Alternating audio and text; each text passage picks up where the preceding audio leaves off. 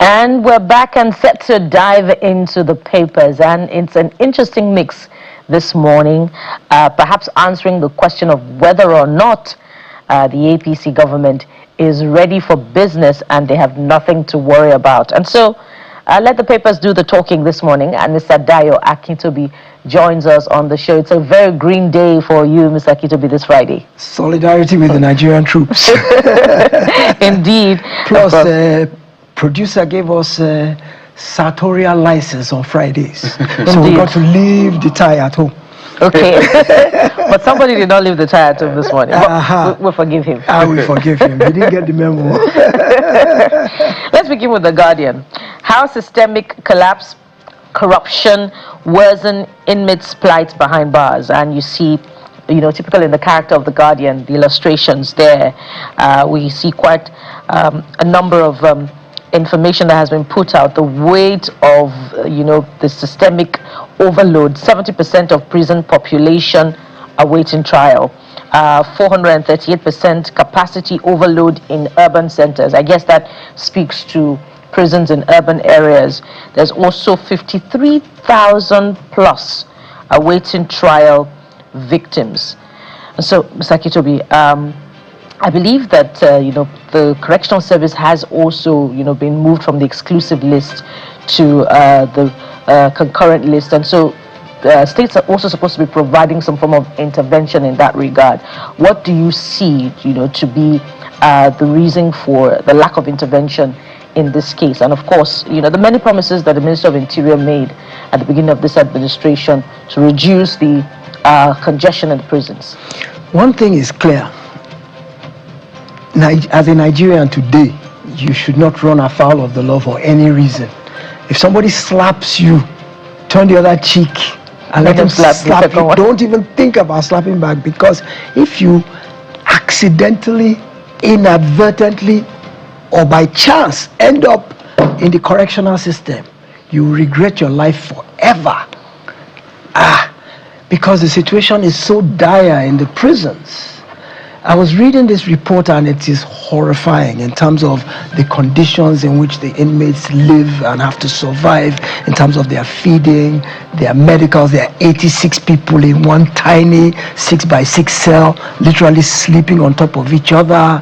The guy said they get a picnic tin of Gary 3 times a day to eat. When you mentioned peak milk, I was excited when I heard Gary. And if you read the horror what we call agolo in this part, and that's less than a liter. Absolutely, absolutely. And all of it actually boils down to corruption. It seems there's no sector of Nigerian life that corruption hasn't pervaded. Recently, the allocation for the daily feeding of inmates was increased to, I think, 1,152 naira per day for the feeding of the inmates. But essentially, even that amount, as meager as it is, based on food inflation of today, 1,000 can't really buy you much. But what they get on a daily basis is just a fraction of what that 1,000 can buy. And so what happens is that even in the system, corruption is flourishing just so that people can survive. So you see that some of the correctional officers are complicit. They sell services to the inmates that can afford to buy. The inmates' families that send them money, they have to use money to procure the minimum standard of living. And essentially, what has happened, and the Minister of the Interior has been trying to speak to this. In 2019, they reformed the entire correctional structure. This is even before the advent of this administration. That's when they changed it to Nigerian Correctional Service, when it used to be Nigerian Prisons or something. And they said, well, the whole purpose of custodial sentences is for reformation, that we should not so much focus on retribution. And I think that's where they missed the plot, is that if you offend civilization, you should be made to pay. That should be the primary purpose of a custodial sentence, is for you to pay your debt to society. Reforming you should be a secondary consideration. But if not, put the reformation part ahead of the paying your price to society, and all of a sudden things have really spiraled downwards from there. Now, essentially, what you find is that you have about 80% of those in custodial centers are awaiting trial. There's 80,000 inmates in the correctional system. 60-something thousand of them are awaiting trial. Many of them for petty offenses, petty theft. There are hardened criminals among them. But the fact is that the judicial system is such a slow-moving train that it takes years and years and years for petty offenses to even get to trial. So the system is overpopulated by those who haven't even been convicted yet. If you look at, isn't it curious, Mr. Kishobi, that 700 former terrorists have just passed through Operation Safe Corridor, and they will be rehabilitated into the society? I've never understood that notion of rehabilitating terrorists, because I personally, my opinion, I don't agree with it. I think that if a person is a terrorist and they are apprehended, they should be made to pay the price for the crimes they committed. First of all, think about the victims, the people they victimized. How will those people feel seeing that thing on TV yesterday when they were graduating, all dressed gaily in Nigeria's colors, white with green caps, and their reform? I don't even believe it's possible to reform a terrorist, because generally terrorism stems from conviction. It stems from ideology. It's not, many of them join voluntarily. Some of them maybe from economic hardship, but many subscribe to the notion of what those movements are proselytizing.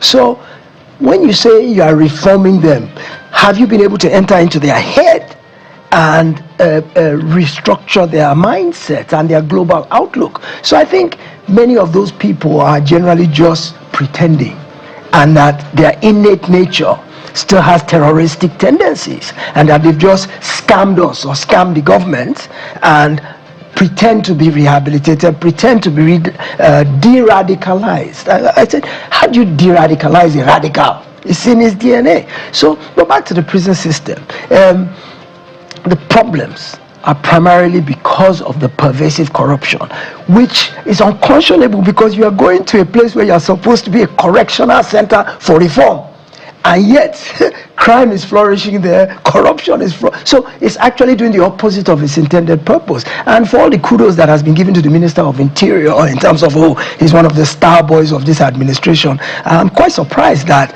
the correctional system could be in such bad state, and instead of rehabilitating people, it's actually hardening them. They are coming out as more hardened criminals because of the terrible conditions in which they live. Let's go to This Nigeria. This Nigeria is next, leading with politics.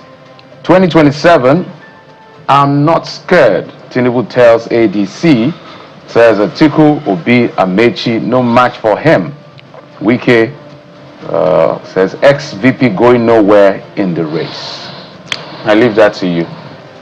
When I hear someone say they're not scared, it makes me think they are scared. Because if you truly weren't scared, you didn't have to say that. But he was actually preaching to the choir, really, in terms of the fact that it was this Renewed Hope ambassadors. And I saw it more like a motivational speech. He's rallying the troops and trying to assure them that this swelling opposition movement that's gaining so much momentum is not really a threat. But of course it's a threat, and of course any incumbent would be foolhardy to not pay attention to the competition.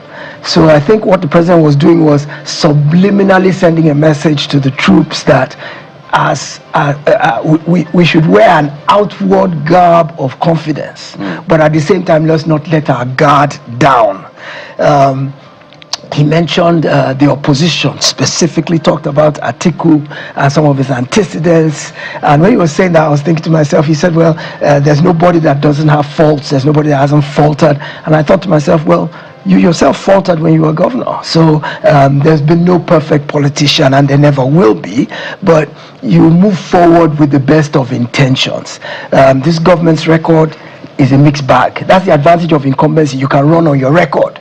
So, of course, he believes that he's done the best and continues to do the best for the country. He talked about his economic reforms. He talked about students being able to now go to school because of the Nail Fund program. He talked about the various things his administration has tried to do.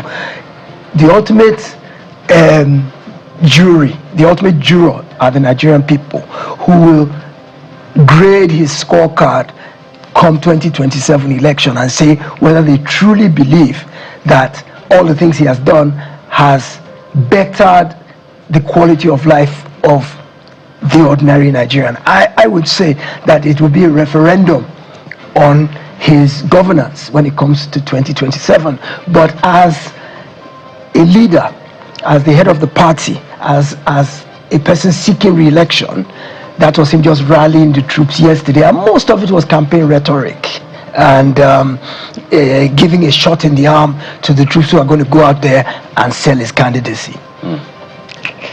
Well, let's take a look at the Vanguard newspaper. Mr. Kintobi leads with not politics this time round, but the economy. Vanguard says rising costs, IMF warns of tough times for Nigerians, urges fiscal discipline as food, transport prices surge, flags rising debt burden, says debt to GDP seen at 33% by 2027. Analysts back IMF urge FG to utilize oil windfall efficiently. Let me just say to the IMF, welcome to the party. Right. Yeah, we know, we see this already, and we've talked about this time and again, but it seems to carry some more weight all of a sudden when the IMF or any of the Bretton Woods institutions speak about this. But I want us to speak to the story under the big picture. Gunmen abduct 14 UTME candidates in Benue. School owner, 4 others kidnapped in Kwara. So while the president was, speaking about his achievements, particularly in the education sector, yes, with the student loan and all of that, this came up. Now, these students were traveling to write the UTME on Wednesday, yes, around 7 to 8 p.m. Yes. And the report we gather was that they were kidnapped along the Benue Burn Bricks area. Yes. They were on board a Benue Links bus. Yes. And it was said that the bus driver was not meant to be on the road that late at night. A policy about driving at night, that the manager had closed. But this is where we're at right now. These young boys and girls are somewhere. They're meant to be writing exams, Mr. Kintobi, yes, but they're in the bush somewhere. Yes. So yes, clearly this is part of what Nigerians will look at and say, well, we see these things happening. Yes, and the president alluded briefly, he segued a bit into the issue of insecurity. He touched on it briefly and said, well, we're winning the war against insecurity and we're throwing everything we can at it. But when you see disheartening things like this happen, and it's all the more unconscionable because they're children, they're young ones, and you get a sense that these kidnappers actually target the vulnerable because it's more heart-wrenching when it is children, when it is women, when it is the elderly, when you hear instances. That's why when they go to the schools, they usually go to the girls' schools and go and pack a whole bunch of young females and take them off into the bush. That is so heart-wrenching that there's an outpouring of concern from the public, as opposed to you or me, Kayode, who are viewed as men who can take care of themselves and who can survive better in the bush than young vulnerable people. So this I don't know where the logistical lapse came in to why a bus should be on the road at 8 p.m. on the road from Makurdi to Otukpo in Benue State, where it should have been, despite the fact that Benue is a hotbed of terroristic activity today. Why? So I think that driver has a lot to answer. Let's hope he wasn't complicit, or let's hope, because he escaped with another passenger. Yeah. It was 14 of the students that were taken into the bush. So I think the driver has some questions to answer, especially if truthfully his company did have a policy that those buses should not be on the road at night. And so our hearts go out to the parents. I can imagine what the parents are going through right now. The children were supposed to, like you say, the very next day, I think this happened on Wednesday. So yesterday they were supposed to be writing the UTME. They're somewhere in the bush being terrorized and scared to death. And it just continues to speak to this issue of insecurity. And I just keep asking myself that, is there any magic wand that the government can wave to make this thing go away?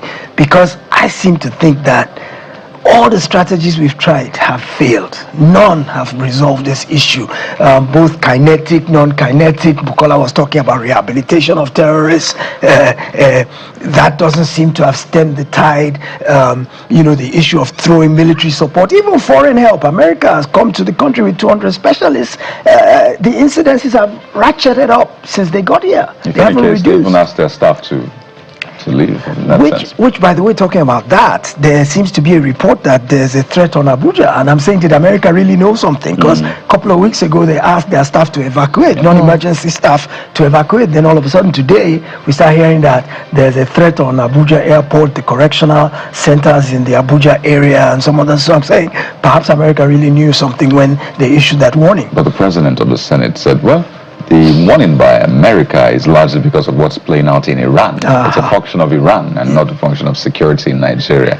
So it's really sad. What we want and what we know is that those students must be rescued. Yes. As well as others who are still in captivity across the country. It almost looks like there is a parallel government of insecurity or terrorists who are operating with free will. They go out, get people, go back into their own enclave, come out at will, go back. Doesn't make sense.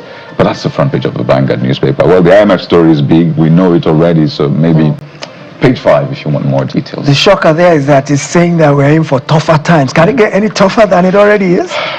Well, that's scary. The answer is somewhere in between. Well, speaking of, there's 200 soldier support from the U.S. Well, we heard the Minister of Defense speaking to that, saying that it's going to take time because training is still ongoing. So how long will training go for? Remember, they also told us upon the arrival of the military support and the soldiers to Nigeria that they were going to offer support in terms of intelligence besides training. So that should be leading us somewhere significant. But what we're seeing is burial of commanders and soldiers and the killing of our soldiers. But let's head to the front page of New Telegraph this morning. And there are quite a number of stories. Of course, the New Telegraph also trails on the president's declaration of no fear during that interaction with the Director General of the Renewed Hope Ambassadors, that's the governor of Imo State. But there are also a number of stories on the front page of the New Telegraph. You see above the big story, a number of stories, of course, with the characters involved. There's this one, alleged $1.3 million fraud, court orders arrest of ex-humanitarian affairs minister, that's Sadia Umar Farouk. And this is coming, even not nearly 2 years after the commission initially quizzed the former minister, and of course, following the scandal that saw to the exit of the superintending minister. And so, what are your thoughts on this? Should we begin to take this with a pinch rather than a pack of salt against a backdrop of what seems to have trailed the anti-corruption war of this administration, with many more saying, this is more political, more of a witch hunt than any real fight towards fighting corruption? There seems to be a trend of people in positions of authority behaving badly. If you look even beyond this administration, you see CBN governor, when you see the parade of people going through our courts in terms of allegations, and you see the weighty positions they occupied, it's really worrisome. You see a former CBN governor, at one point the former EFCC chairman, even the last IGP, there was issues of 100 million naira passing through his son's account. You see the previous Attorney General of the Federation being brought up on charges of all sorts of misappropriation of funds and abuse of power. You see the humanitarian ministry, that one swallowed up 2 ministers, because after the person, there was the Better Edu incident as well. And you ask yourself that, what is it about being in government that makes people behave badly in terms of when they have responsibilities, especially relating to public funds and public accountability everywhere you turn? And I begin to wonder if this is not just the tip of the iceberg. These are just the people who have been publicly brought up, whether for political reasons or whether their cases were so blatant. I sense that the rot is a lot deeper than what we're seeing, because I think it's too much of a very remote possibility that this many people have their hands in the cookie jar that we're beginning to see publicly. So I think the rot seeps a lot deeper, both in the political appointees and in the civil service. And it's easy to have an anti-corruption stance, but what actual steps are being taken? many people are just being let off with a slap on the wrist. You hear about a plea bargain. A former minister of aviation returned some money to the government and was let go. And I've always said that even if you enter into a plea agreement, you still got to pay a price, because you return a portion of the money should not obviate a prison sentence for betraying a public trust. So the anti-corruption fight seems to just be more of a slogan than a real commitment to fighting it, because if that were the case, we'd be seeing plenty prison sentences. When Ojius Okalu got sentenced to prison, a lot of people were jubilant that, okay, now we're seeing big wigs going. He got off on a technicality and came out and is today in the Senate making a lot of comment, and he's the #1 advocate for this special bill for women. And each time I listen to him, I look at him and I say, my God, because the thing is, what is the caliber of the people we are entrusting with our Commonwealth? A fine place to anchor it, Mr. Akitobi. And you said some who go for are in prison for mere theft, maybe of a phone, are in those dungeons, but those who have stolen our Commonwealth are walking free. Living the lavish life. Food for thought for this weekend. Absolutely. Mr. Daya Akitobi is a journalist and public affairs analyst who has come through on this one regularly, so on Friday. Thank you for your time. My pleasure always. Good morning, Nigeria. We'll take a moment now, and when we return, we'll begin the very first conversation. Stay with us, we'll be right back.